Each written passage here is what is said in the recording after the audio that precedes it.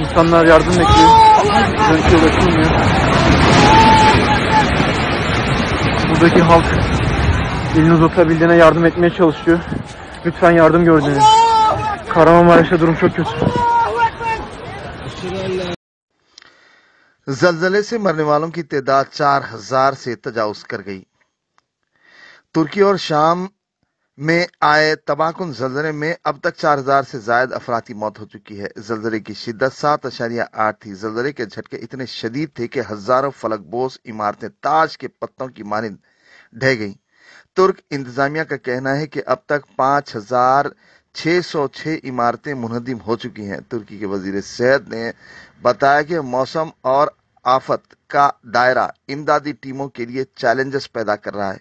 खराब मौसम के बायस रेस्क्यू टीम के हेलीकॉप्टर भी परवाज नहीं कर पा रहे।